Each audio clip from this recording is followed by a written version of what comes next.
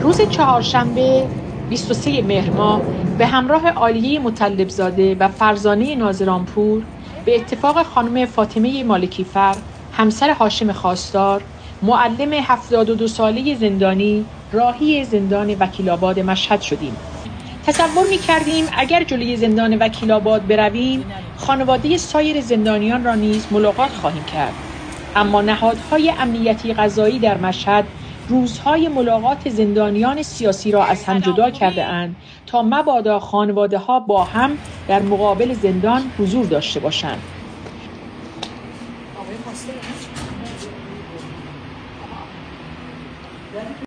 آخه قربونتون، سلامت باشید. خیلی ممنون، خیلی ممنون. چقدر دلمون براتون تنگ شده، چقدر جاتون خالیه. پس چرا نمیاین؟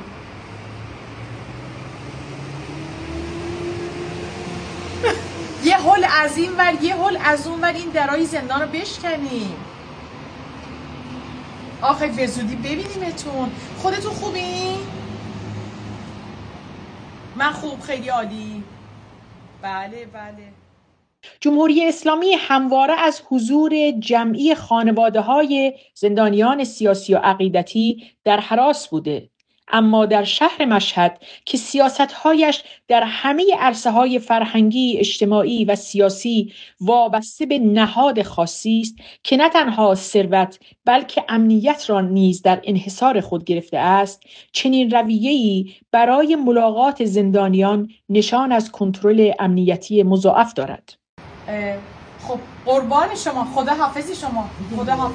هاشم خواستار به اتفاق کمال جعفری، محمد حسین سپهری، جواد لعل و عباس واحدیان شاهرودی در بند 6-1 زندان وکیل‌آباد در حبس هستند. آنها در یک محیط بسته کوچک محبوس هستند که در اتاقشان همیشه قفل است.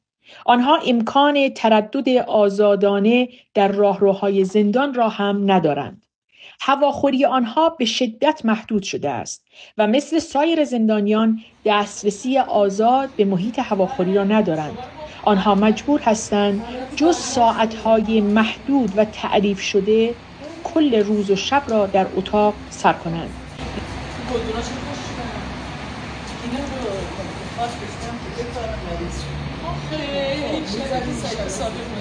این شرایط نه تنها خلاف اصول و موازین حقوق بشر بلکه حتی خلاف آیین‌نامه سازمان‌های زندان‌های جمهوری اسلامی است و مصداق بارز شکنجه و اذیت و آزار جسمی و روانی زندانی است. آنها حتی به مقدار کافی از نور و هوای آزاد هم استفاده نمی‌کنند. به نوعی محل نگهداری آنها طبق موازین آیین‌نامه سازمان زندان‌ها بند عمومی به شمار نمی آید. رفتار غیر انسانی و تخلفی آشکار که قطعاً قابل پیگرد می باشد. تا بره ماشینو بگیره بیاد ما خیلی وقت. نه شما که قرارش با فضا خونخوری گفت تصاحب کرده. بله. من فکر کردم ادارات تعطیله، گفتم حالا اونجا که ما اول فکر کردیم زندان تعطیله، اصلا پیشنهاد دادی. دیگه وقتی ادارات تعطیله زندان هم تعطیله. بله. خیلی وقتا بوده که ما من نگاه نکردم، رفتن دیدم تعطیل. هیچ کس برنده پرده نمی‌زد. برگشتیم ولی امروز مثل که فقط مدارس رو تعطیل کردن. گرچه آلودگی هوا میگن بالای 250 همین فلکه استقلال به اصطلاح زده آلودگی هوا. بله. در حد قرمز به قول معروف. خانم مالکی چندمین فکر می‌کنید چندمین باره داریم میریم ملاقات؟ حالا همینجوری این دفعه که بگم خوشبختانه یا متاسفانه به خاطر کرونا خیلی وقتا بود که اجازه نمیدادن که ملاقات کنیم. خیلی وقتا هم که خودشون اعتصاب میکردن. متاسفانه این نوبت خیلی به خصوص ملاقات حضوری به تعداد انگشتان دست بیشتر نرفتیم. ولی اون 2 سال 1 سال 88 زندان بودن ملاقات بیشتر داشتیم تا این 7 سال کردن دارن. چند سال شد آقای خواستار؟ الان ایشون سال 88 2 سال خورده زندان بودن. از 20 مرداد 98 هم تا این تاریخ پشت سر هم زندان بدون یک روز مرخصی. بیش از 7 سال شد دیگه. آره بیش از 7 سال شد بدون یک روز مرخصی. خسته نشدین این راه رو انقدر دیگه؟ بالاخره هر کاری که آدم انجام بده بی زحمت نیست. بله. ولی اگر به آزادی برسیم ارزشش داره. حتما تلفن رو جواب بده. بفرمایید. بله حتما. الو. از وضعیت آقای خواستار خانم مالکی بگید چطوره وضعشون؟ والا ایشون به قول معروف بچه کبیره و خیلی سختگوش و یعنی هر محیط به این راحتی ایشون نمیتونه از پای در بیاره. والله هر کس به جایشون بود با اون ناراحتی گوارشی فشار خون بالا دیگه الان دیگه افتاده بود. ولی خب ایشون تحمل میکنه متاسفانه و هر وقت ما میگیم میگه خوبم، اصلا نگران من نباشین دیگه، تا خدا چی بخواد. خدا کمکشون کنه. الان چند سالشون شد دیگه؟ الان دوم خرداد 32 متولد دوم خرداد 32 هستم. 72 سال. 2 سال خورده. آره 73 سال دیگه. آخه اینا میگفتن، یعنی ما که توی تهران بودیم میگفتن یه بخشنامه‌ای رو قوه قضاییه داده که آقایون بالای 70 سال خانمای بالای 60 سال آزاد بشن. البته ما داشتیم میومدیم درست همون روز فریب و کمال آبادی قرار بود بیاد، ایشون هم بالای 60 ساله، 14 سالم هست من از رهبران جامعه بهاییه. ایشون رو نهادهای امنیتی مانع شدن که آزاد بشه. نامه آزادیش رو زدن، قوه قضاییه زد، وزارت اطلاعات نذاشت. آقای خواستار چطور خبری نشد؟ والا ایشون ما که صحبت کردیم میگن آره اون بخشنامه معیارها رو زدن، همه میخونن، ولی میگه شما به این دلخوش نکنید تا من تو خونه نباشم اصلا امید نبندید که بیشتر خودتون ناراحت میشین. تو بخشنامه ماده 11 اومده که مردان بالای 70 سال و خانمای بالای 60 سال آزاد میشن بدون هیچ قید و شرطی. حالا چرا اینا رو آزاد نمیکنن؟ آقای خواستار آزاد نشد متاسفانه. من دیگه آقای نوریزاد، آقای خواستار، آقای نوریزاد خیلی هستن به همونجا، از خانواده شهدا هم هستن. آقای جعفری از خانواده شهیدن، خودشون جانبازن. حتی در مورد اونها هم به بخشنامه گفته ولی به بخشنامه عمل نمیکنه. امیدواریم که ایشالا مردم آزادشون کنن. مردم خواسته با مقاومت زندانیان و با پیگیری مردم در زندان ها بشکنه و عزیزانمون به آغوش خانواده ها برگردن. شجاعت و شهامت آقای خواستار که تو زندانیا واقعا زبان زده.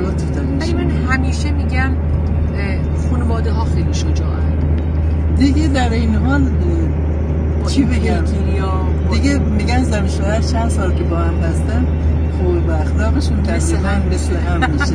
حالا ما شما واقعا البته من خیلی صبورم، خواستار خیلی تند، ولی خب همیشه میگم به بچه‌ها میگم بابات صداقتش یعنی زبان زده، اگر حرفی گفت مثل سند میمونه، یعنی هیچ عنوان حاضر نیست.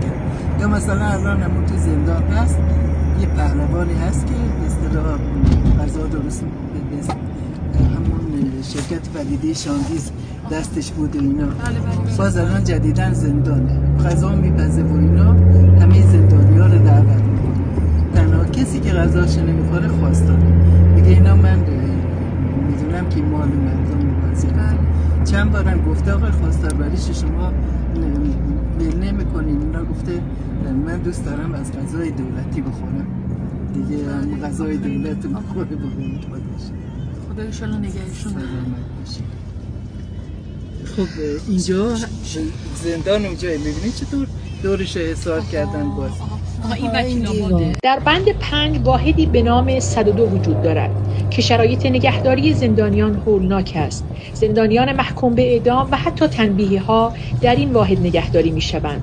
گفته می‌شود گاهی در 102 بند 5 3 برابر ظرفیت تخت‌ها زندانی وجود دارد. محمد جواد وفاثانی هم در زندان وکیل‌آباد مشهد است. چند روز پیش 12 مهر ماه 1404 حکم اعدام محمد جواد وفاثانی از سوی شعبه 9 دیوان عالی کشور تایید شد. شنبه 23 مهر و مزاحم شما هم شدم. خیلی سلام برسونید. جلوتر زندان با شما میام. ممنون. جلوتر. در وا می‌کنیم. در مسیر زندان با خانم مالکی‌فر از زندانیان کمتر شناخته شده، زندانیان محکوم به اعدام و زندانیان سیاسی و عقیدتی یاد می‌کنیم. از فاطمه سپهری که چندین بیماری دارد و همچنان محروم از مرخصی در زندان است. از فرزانه قره حسنلو که در زندان وکیل‌آباد و فرسنگ‌ها دور از همسر زندانیش نگهداری می‌شود. خانم مالکی‌فر از عدم رسیدگی درمانی و بهداشت و آثار زیانبار آن بر زندانیان می‌گوید. صدایی که در خراسان شنیده نمی‌شود و کمتر به رسانه‌ها و محافل حقوق بشری می‌رسد. پشت دیوار زندان می‌ایستیم. به احترام و ارجمندی همه زندانیان سیاسی عقیدتی محصور در زندان وکیل‌آباد مشهد، سرود همراه شو عزیز و سرود ایران را می‌خوانیم. اجازه ورود به محوطه ورودی را نداریم. ما بیرون در می ایستیم تا خانم مالکی‌فر برگردند. همراه شو عزیز، همراه شو عزیز، تنها نمانده این در مشترک، هرگز جدا درمان به همراه خانم مالکی‌فر و دوستان به منزل عباس واحدیان شاهرودی می رویم تا به مادرش سری بزنیم. صحنه تکان دهنده رمق پاهایمان را می گیرد. عباس واحدیان شاهرودی از زندانیان ناماشنای وکیل‌آباد است. مدت هاست مادر او در رختخواب بیماری است. نام پسرش را که می شنود نفسهایش به شماره می افتد. او در حسرت دیدار دوباره عزیز در بند خود است. توان ایستادن در کنارش را نداریم. دختران مهربانش دورش را گرفتند. مادر قادر به تکلم نیست. چشمهایش دنبال گم شده اش میچرخد. جمله ای از خواهر عباس پاهایمان را سست کرد. چشمهای مادر ما منتظرند. مامان انتظار میکشد که عباس رو ببینه و چشمهاش رو ببنده و بره. ظلم و جنایت جمهوری اسلامی حد و مرز ندارد. عباس شاهرودی حتی برای وداع با مادری که در چنین روزگاری است مرخصی ندارد. چشمانش پر از فریاد هجران است. از فاصله دور با هم زمزمه می کنیم: مادر جان، به رنجها و انتظارهای مادرانه‌ات ظلم ریشه‌کن خواهد شد و دیوار ستم و زندانها فرو خواهد ریخت. اما مادر با چشمانی که به سقف دوخته است سودای خود دارد. متاسفانه امروز 1 آبان خبردار شدیم که مادر عباس واحدیان بدون دیدار با فرزندش چشم از جهان فرو بست. او یک بار دیگر برای بیشمارمین بار همسر 72 سالش را پشت میله‌های زندان جا می‌گذارد و با آرامش و صبوری و مقاومت و لبخندی پر از عشق و محبت و کلامی پر از معنا و روایت به خانه خالی از عزیزش باز می‌گردد. او گلدانها را کنار دیوار حیاط به صف کرده تا گل‌آرایی کند.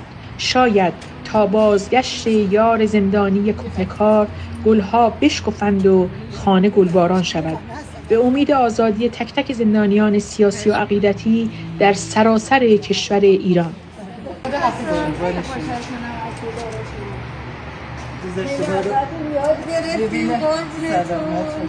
با این صدای زیبا لذت میبرم شما حرف میزنید. قربان شما. خیلی سلام برسونید. انشالله که بیایید روز آزادی